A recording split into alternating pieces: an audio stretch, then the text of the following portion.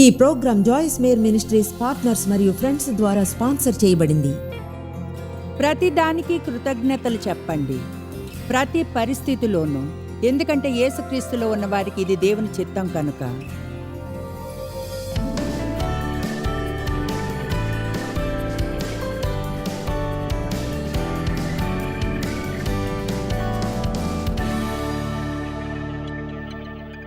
మీలో ఎంతమంది ప్రార్థిస్తారు?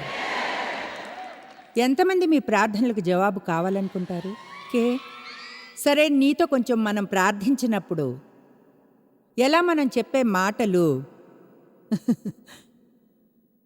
కమాన్, ఏం చెప్పబోతున్నానో తెలుసు. మనం ప్రార్థించినప్పుడు మనం చెప్పే మాటలు మన ప్రార్థనలను ఎలా బాధిస్తాయో.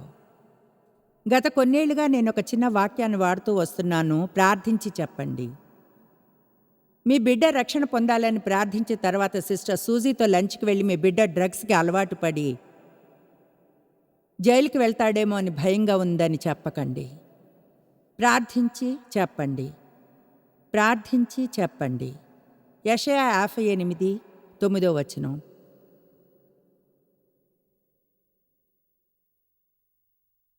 బహుశా మీలో కొంతమంది ఇటువంటి విషయాలను చాలా కాలంగా వింటున్నారేమో. నేను బోధించబోయే మాటల గురించి అనుకుంటున్నారు, నాకు అది అనవసరం, వెళ్తానని అనుకోను. అయితే చూడండి, మీకు అది అవసరం, నాకు అవసరమే. నా నోటి మాటల గురించి దేవుడు నాతో లోతైన స్థాయిలో డీల్ చేస్తున్నాడు. ఈరోజే ఎవరితో చెప్పాను, బహుశా ఇదే చెప్తాను. చాలా దూరం వచ్చాను, అయితే దీనిలో నేను పర్ఫెక్ట్ కాదు. ఎక్కువగా మాట్లాడేవారు అలా ఉండరు. అలాగే నెమ్మదిగా ఉన్న కొంతమంది బహుశా పైకి అనడం లేదేమో, అయితే మనసులో ఉంది. మనసులో మనం మాట్లాడుకునేదంతా మారవలసి ఉంది. ఆమేన్. నాకు మార్పు కావాలి, నేను మెరుగవ్వాలి. వేస్ట్ చేసేంత వయసు నాకు లేదు. అంటే నేను విజయం పొందాలి, దాని అర్థం 20 ఏళ్ల క్రితం విజయానికి నాకు 5 ఏళ్లు పట్టింది, ఇప్పుడు 5 రోజుల్లో పొందాలని ఉంది. ఈడ్చుకుంటూ వెళ్ళాలని నాకు లేదు. అంటే దేవుడు నాకు నా నోటి మాటల శక్తిని ఏ విధంగా చూపించాలనుకుంటానంటే, నాకు ఆయన పట్ల భయంతో కూడిన భక్తి ఉండాలని. నేను చెప్పేవి నన్ను బాధించేవిగానో లేక ఇతరులను బాధించేవిగా ఉండేలా లేకుండా. అది దేవుడు మాత్రమే మనకు తెలియచేస్తాడు. కనుక ఈరోజు మీకు ఇది కావాలనిపిస్తే మీరు అక్కడ కూర్చొని నాపై జాలిపడవచ్చు. నా కోసం నేను బోధించుకుంటాను, నాకు అది అవసరం. ఆమేన్. యెషయా 58:9. ఆసక్తికరమైన అధ్యాయం. అందులో దేవునికి ఏది ప్రీతికరమో ఏది కాదో ఉంది కనుక. ప్రత్యేకంగా జవాబు పొందిన ప్రార్థన ఇంకా మన నోటి మాటల గురించి ఉంది. అప్పుడు నీవు పిలువుగా యెహోవా ఉత్తరం ఇచ్చును, నీవు మొరపెట్టగా ఆయన నేను ఉన్నాను అన్ను. మీలో ఎంతమందికి అది నచ్చిందో నాకు ఇష్టం. ఒకవేళ అందరూ చెప్పండి, ఒకవేళ ఇతరులను బాధించుటయు చెడ్డదాన్ని బట్టి మాట్లాడటయు నీవు మాని, వారిని మీరు ఎక్కడ చూచినా, వారు ఎవరైనా సరే, ప్రతిదాన్ని మానివేయండి. మోసకరమైన ప్రతిదాన్ని, కఠినమైన అన్యాయాన్ని, కీడు మాటలను మాయ్. అంటే చాలా స్పష్టంగా దేవుడు చెప్తున్నాడు అన్నమాట. మీరు పిలిచినప్పుడు నేను జవాబు ఇవ్వాలా? మీ ప్రార్థనలకు త్వరగా జవాబులను కోరుకుంటున్నారా? అయితే ఆ ప్రార్థనలు మరింత ప్రభావితంగా చేయడానికి మీరు చేయవలసినవి కొన్ని ఉన్నాయి. నేను ఒక కమిట్మెంట్ చేశాను, అంటే గత నవంబర్లో అనుకుంటా.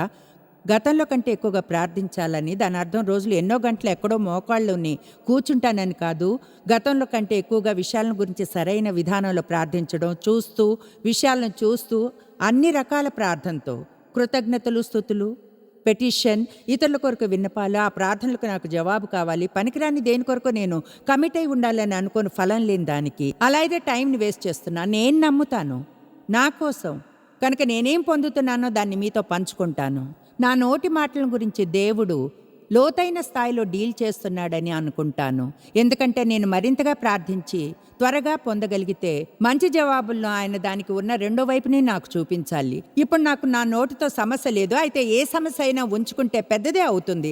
అసలు అది ఉందని పట్టించుకోకపోవడం. ఆమేన్. ఈరోజు ఎంతో ప్రాక్టికల్గా మన నోటితో చేయవలసిన కొన్ని విషయాల గురించి మాట్లాడుకుందాం. అలాగే నోటితో చేయకూడనివి, ముందుగా చెప్పకుండా వాటి గురించి చెప్పుకుందాం. ముందుగా ఎప్పుడైనా మనం అలా చేస్తుంటే మనకి తెలియచేయమని దేవుని అడగవలసినది బహుశా ఆరంభించే చోట అదే. ఎప్పుడైనా సరే అలా చేస్తుంటే నాకు తెలియచేయి. నువ్వు కానీ నాకు తెలియచేసి సహాయం చేస్తే నేను అది మానేస్తాను. దేవుని సహాయం లేకుండా చేయలేమలా. అయితే ఖచ్చితంగా ఆయన తెలియచేసి మనకు కృపని గానిస్తే దాన్ని ఆపేసి ఆయన చిత్తాన్ని కోరుకుంటాం. ముందుగా వదిలివేయవలసింది సణగడం, గొణగడం, తప్పులెంచడం, ఫిర్యాదులు చేయడం.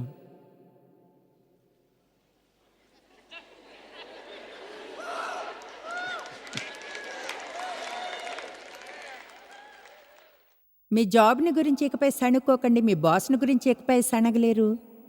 మీ పాత కారుని గురించి అలా అనలేరు. మీ క్రాకర్ బాక్స్ హౌస్ లేదా అది మీకు నచ్చంది ఏదైనా సరే తెలుసా? ఎలాంటి భర్త కోసమైతే దేవుణ్ణి నమ్మారో, ఎలాంటి బిడ్డల కోసం ప్రార్థించారు. ఇశ్రాయేలీలు వాళ్ళ గురించి మాట్లాడడం ఎన్నటికీ మానవేయం. అరణ్యంలో 11 రోజుల ప్రయాణం కోసం 40 ఏళ్ళు తిరుగుతూనే ఉన్నారు. విచారకరం. దానికి ఉన్న పెద్ద కారణాల్లో ఒకటి వాళ్ళు సణగడం మాననే లేదు. థ్యాంక్స్ చెప్పవలసిన సమయంలో సణిగారు. దేవుని వాగ్దానాలను మాటిమాటికి ప్రవచిస్తూ ఉండవలసిన సమయంలో సణుగుతున్నారు, గొణుగుతున్నారు. మోషేను గురించి మూలిగారు, దేవుని గురించి మూలిగారు. ఆకాశం నుంచి కురిసిన మన్నా ఆ అద్భుతమైన దాని గురించి వాళ్ళు సణుక్కున్నారు. ఖచ్చితంగా వాళ్ళు మేఘం ఇంకా అగ్నిస్తంభం గురించి మూలిగారు. దాదాపు ప్రతి ఒక్కదానికి వాళ్ళు సణుక్కున్నారు. 3 వచనాలను చూద్దాం, నేను చెప్పేది నిజమే అని తెలుసుకోవడానికి. నిర్గమ 15:24. మీలో ఎవరైనా ఎప్పుడైనా సణిగారాన్ని అడగాలంటారా? ఒక విషయం చెప్తాను, స్త్రీలు గొణుక్కోవడంలో దిట్టలు. పురుషుల్ని వదిలేయడం లేదు, అయితే మనకది ప్రతి శ్వాసలోనూ ఉంటుంది. అనుకోగల భారీగా ఉండడం గురించి ఏళ్ల క్రితం దేవుడు నాతో బలంగా డీల్ చేసినప్పటి విషయం గురించి ఆలోచిస్తున్నాను. చాలా కష్టమైంది అది. ఎదిగేప్పుడు అబ్యూస్ చేయబడ్డాను.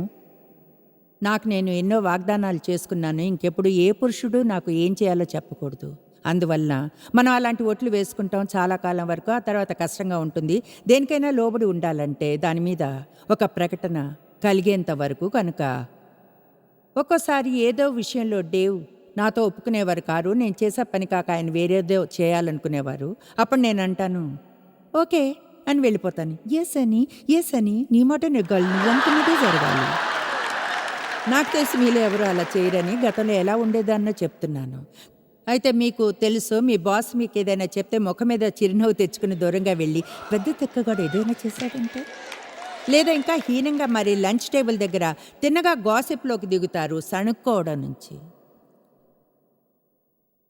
దీన్నో స్థాయి పైకి తీసుకుని వెళ్దాం. ప్రతి నిమిషం ఇంకా పిచ్చెక్కుతుంది. సందేశం బాగుంది, మీ సంగతి నాకు తెలియదు కానీ నాకు నచ్చింది.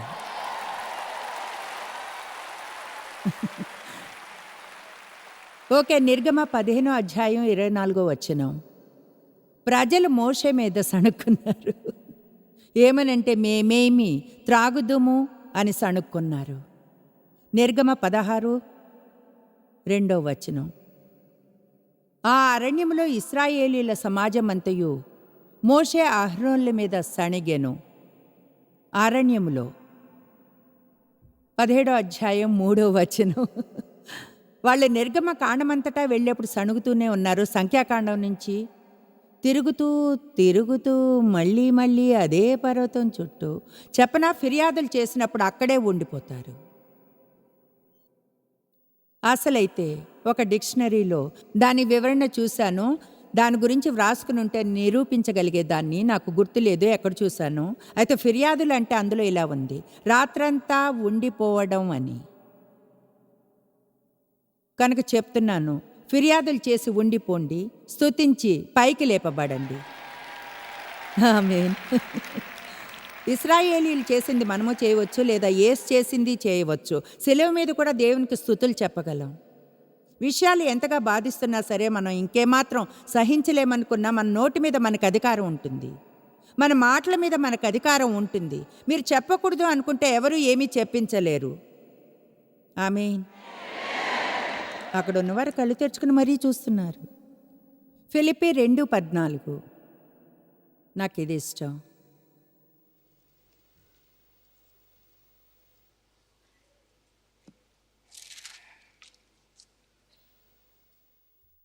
ఫన్నీగా ఉంటుంది కొన్నిసార్లు చెప్తాను. ఫిలిప్పీలు 2:14 మనసులోనే చదువుకోమని. నేను ఎంతోసేపు వెయిట్ చేయనవసరం లేదు. అదెలాంటి అన్నీ చెయ్యి. అన్నిటినీ. Oh my gosh! ఇల్లు క్లీన్ చేసేప్పుడు కంప్లెయింట్ చేయకూడదు. ట్రాఫిక్‌లో డ్రైవ్ చేసేప్పుడు కంప్లెయింట్ చేయకూడదు. ఎక్కువ ఖరీదులున్నా ఫిర్యాదు చేయకూడదు. గవర్నమెంట్‌ను గురించి ఫిర్యాదులు చేయకూడదు.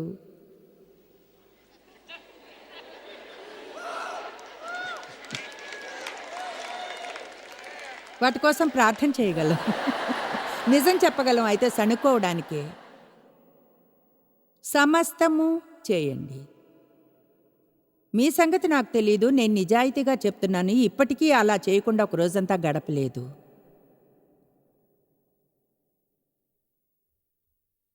హే, నిజాయితీగా చెప్తున్నాను. నేరుగా కంప్లైంట్ చేయకపోవచ్చు, కానీ సడుగుడు విషయంలో అది అంటే మనం ఇంకో వేరే లెవెల్లో మాట్లాడుకున్నాం. చాలా చల్లగా ఉంది, చాలా వేడిగా ఉంది. అంటే కొంతమంది ఈ రోజు ఇక్కడ లోపలికి వచ్చే ముందు కోరుకున్న సీట్ దొరకలేదని సణగడం, మీ కళ్ళల్లో పడే ఆ లైట్లను గురించి సణుక్కున్నారు. కానీ టీవీ ప్రోగ్రాం అంటే ఇష్టమే, చీకట్లో చూడాలనుకుంటారా?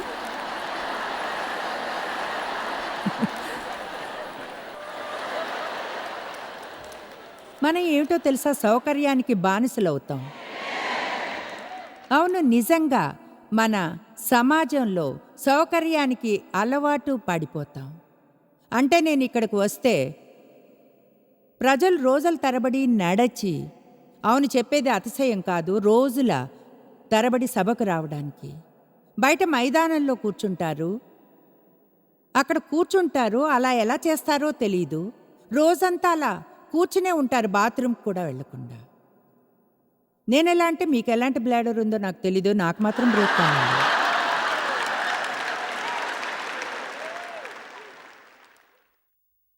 మనకి ఎంతో ఉంది. విచారకరం, మనం చేసేదంతా మనకింకా లేని దాని గురించి సణుగుతూ ఉంటాము. కానీ అది మారగలదు, త్వరగా మారగలదు.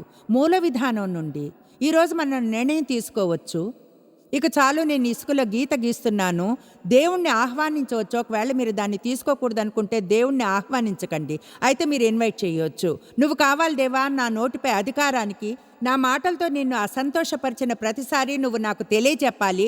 ఇకపై నేను అలానే ఉండేలా చేయకు, ఇకపై నేను అలానే ఉండాలని అనుకోను.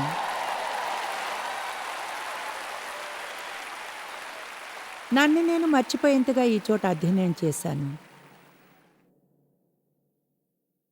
అయినా మళ్ళీ చేయాల్సిన అవసరం ఉంది. నాకున్నన్ని సమస్యలు డేవికి ఉండవు, ఎందుకంటే ఆయన నెమ్మదస్తుడు. ఆయన కేవలం అంటే డేవితో పెళ్ళైనప్పటి నుంచి అతిశయం కాదు ఇది. బహుశా 3 సార్లు మాత్రమే ఎవరో నచ్చలేదని చెప్పడం విన్నాను. అంటే నాకు 50 ఏళ్ళు వచ్చాయి, 3 నచ్చారు అని చెప్పడానికి.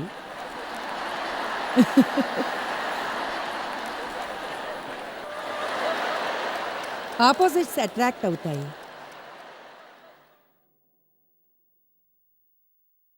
అయితే తెలుసా ఎంతమందికి సంతోషంగా ఉంది నేను చాలా దూరం రావాల్సి వచ్చిందని? ఈ విధంగా మీకు ఒక పర్ఫెక్ట్ బైబిల్ టీచర్ లేనందుకు సంతోషంగా ఉందేమో, ఎందుకంటే నేను కాదు. మీరు దేవుని కుమారులగున్నట్లు సణుగులను సంశయములను మాని సమస్త కార్యములను చేయుడి. ఇదే విషయం నన్ను పట్టుకుంది. దేవునికి వ్యతిరేకంగా ఫిర్యాదు చేయడం లేదు. ఒకవైపున మనం అంటాం, దేవా అధికారం అంతా నీదే అని నమ్ముతున్నాను, కానీ ఖచ్చితంగా నాకు అది నచ్చదు. దేవా నీకు సమస్త జ్ఞానం ఉంది, నీకు అన్నీ తెలుసు, నీవు ప్రతిదీ బాగా చేస్తావు, అయితే నాకు అదే అసహ్యం. అంటే నోటితో 2 వైపులా మాట్లాడుతున్నాం. నిజంగా అధికారం దేవుందే అని నమ్మితే మన జీవితాల కొరకు మంచి ప్రణాళిక ఉందని, దేవుని ప్రేమించే వారికి సమస్తము సమకూడి మంచిగా జరుగుతాయని నిజంగా నమ్మితే, ఎంతమందికి తెలుసు మనం అరవగలమని, చప్పట్లు కొట్టగలమని? చర్చిలో ఈరోజు ఆరాధన బాగాలేదా? ఎవరైనా ఆరాధనలు సంతోషించారా? ఇంకొకటి తెలుసా, బోధన సహాయం చేస్తుంది, మీకు అది నచ్చుతుంది. అయితే ఒక విషయం చెప్పనా, తర్వాత ఇంటికి వెళ్ళాలి. ఇక్కడ బ్యాండ్ మీతో రాదు, నేను మీతో రాను, మా ఇంటికి వెళ్తాను. కృతజ్ఞతాపూర్వకంగా సోమవారం నాడు టీవీ ప్రోగ్రాంలో ఇంకో చిన్న బోధన ఒకవేళ అవసరం అనుకుంటే, దీని అర్థం ఏమిటో తెలుసా, వినడానికి బాగానే ఉంటుంది. అయితే మనం పరిస్థితుల్ని ఎదుర్కొన్నప్పుడు అక్కడే అది పని చెయ్యాలి. శిష్యులందరూ నిద్రపోయినప్పుడే తోటలో యేసుకు కార్యం జరగాలి. అరణ్యంలో 40 రోజులు శత్రువు చేత శ్రమలు అనుభవించి పరీక్షించబడ్డప్పుడు యేసుకు కార్యం జరగాలి, అక్కడే పనిచేయాలి. అది అపవాది యేసుతో అంటే యేసు అపవాదితో అన్నాడు, అపవాది మాట్లాడితే ఆయన తిరిగి మాట్లాడాడు. అపవాదితో తిరిగి ఎలా మాట్లాడాలో తెలుసుకోవాలి. అపవాదిని మీతో మాట్లాడనిస్తూ నిరాశకు లోనవ్వకండి. నాకు నిరాశగా ఉన్నాను అపవాది అన్నాడు. నా పిల్లలు కష్టాల్లో పడతారని అపవాది చెప్తున్నాడు, కష్టాల్లో పడతారని. మనం ఎవరికి మౌత్ పీస్లా ఉండాలో తెలుసుకోవాలి. దేవునికి మౌత్ పీస్లా ఉంటారా, లేక మీ శత్రువుకా? మనం ఈ మూలికలన్నిటి నుంచి విడుదల కావాలి. సనగడం, తంపులెంచడం, తర్వాత గాసిప్ చేయకుండా ఉండడమే మనం చేసే మంచి పని. తీర్పు తీర్చడం, విమర్శించడం, ప్రజలకు రహస్యాలు చెప్పడం. వావ్! ప్రజలు తప్పుల్ని ఎలా కప్పాలో తెలుసుకోవాలి, వాటిని చూపడం కాదు. ఆమె చేసిందో చూస్తే మీరు నమ్మరు. మొన్న నేనెవరిని చూశానో చెప్తే మీరు అసలు నమ్మరు. ఏదో చేస్తుండగా ఫలానా వారితో, అలా ఫలానా వారితో, అలాంటి విషయాలతో మనకి ఎందుకంత కిక్? అది కేవలం శారీరకమైంది. మనం చెప్పేయాలి, అదేదో మనకే తెలుసు అంటూ మనమే అన్నీ తెలుసని అందరికీ చెప్పాలనుకుంటాం. నేను చెప్తాను, మీరు చెప్పకుండా విషయాలు చెప్పడం వల్ల మీ జీవితాల్లో పెద్ద గందరగోళాన్ని తెచ్చుకుంటారు. ప్రజల గురించి చెప్పకుండా విషయాలను చెప్పడం వల్ల తర్వాత అది తిరిగి వచ్చి మీ జీవితంలో పెద్ద సమస్య అవుతుంది. ఎప్పుడైనా ఎవరి సీక్రెట్స్ అయినా చెప్పారా, వాళ్ళకి మీరు చెప్పారా అనే విషయం తెలిసిందా? అదంత సౌకర్యంగా ఉండదు, అవునా? మత్తయి 7:1-8 వరకు. ఈరోజు బైబిల్ రోజు నా దగ్గర ఎన్నో వచనాలున్నాయి.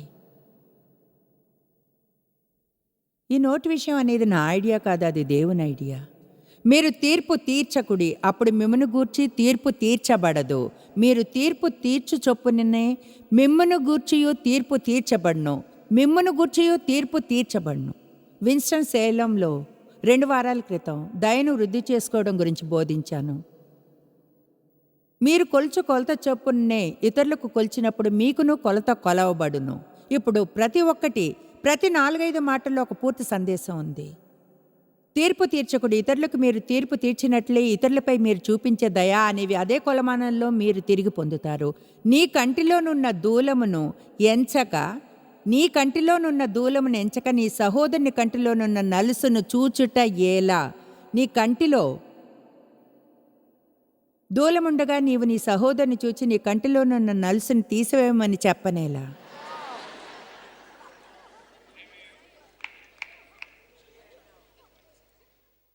యేసు అన్నాడు, మీలో పాపం చేయని వారెవరైనా ఉంటే ముందుగా రాయిని వేయమని. చెప్పగల శ్రేష్టమైంది. ఇంకెవరికైనా తీర్పు తీర్చడానికి ఉన్న ఒకే ఒక హక్కు. ఇప్పుడు నేను పాపానికి తీర్పు తీర్చమని చెప్పడం లేదు. మనం అదేమిటో తెలుసుకుని ఆ పాపానికి తీర్పు మనం తీర్చగలగాలి. అయితే మనం పాపులకు తీర్పు తీర్చనవసరం లేదు. అందులో తేడా ఉంది. నేనైతే అలా ఎన్నడూ చేయను, దాన్ని చూడడం మంచిది. నేనైతే జాగ్రత్తగా ఉంటాను. అలా అన్నాను కనుక వాటిని మింగివేసేయాలి. ఎంతమందికి అర్థమైంది ఎక్కడి నుంచి వస్తున్నాను? విషయాలను దైవీకమైన విధానంలో డీల్ చేయడం గురించి నేను చెప్పడం లేదు. పాపం మరియు తప్పు పనులు చేయడాన్ని చూసి చూడనట్లు ఉండడం గురించి చెప్పడం లేదు. ప్రజల పట్ల అది అసహ్యకరమైన వైఖరి అని నేను నమ్ముతానని చెప్తున్నా.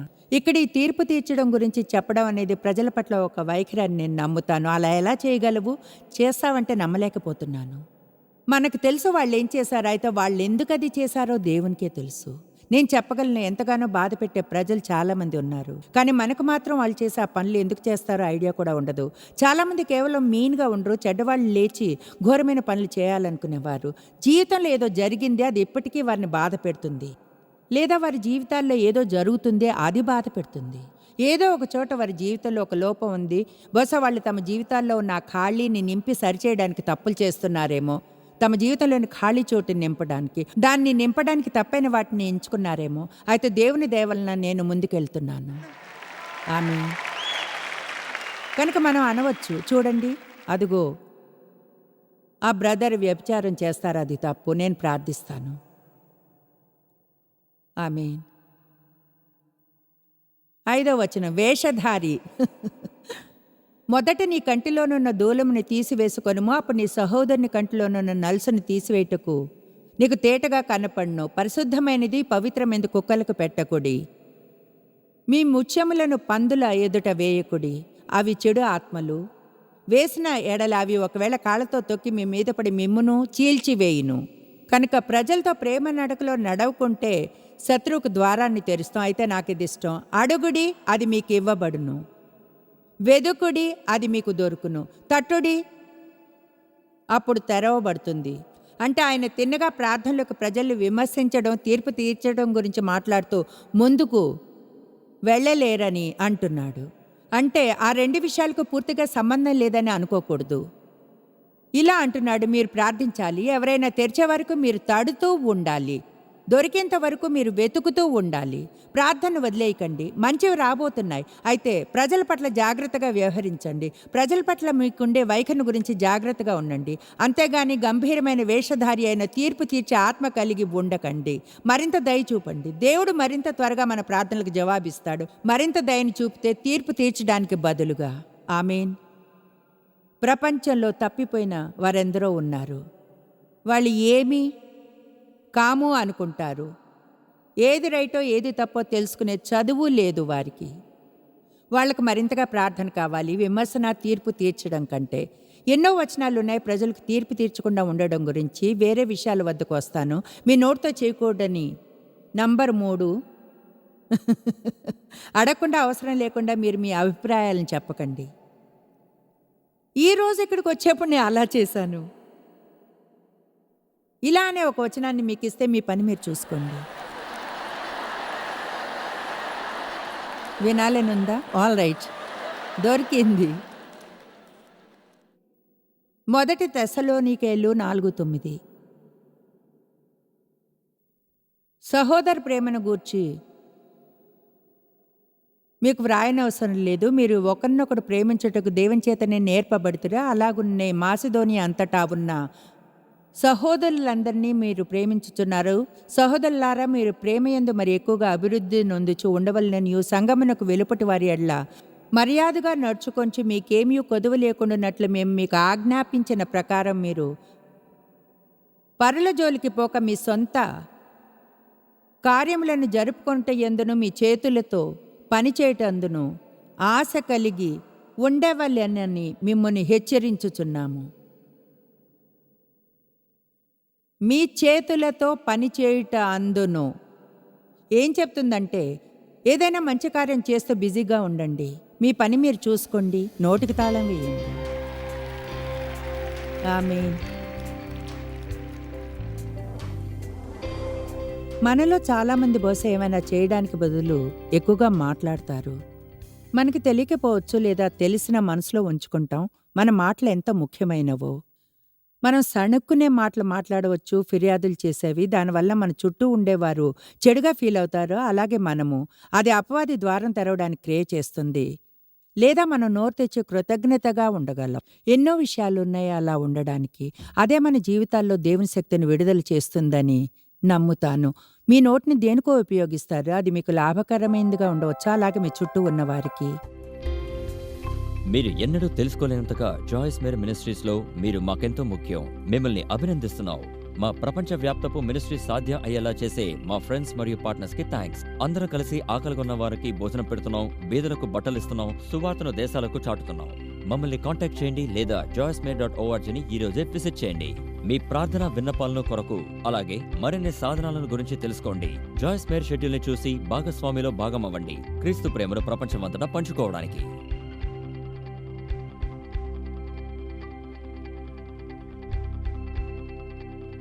ఈ program Joyce Meyer ministries partners మరియు ఫ్రెండ్స్ ద్వారా స్పాన్సర్ చేయబడింది.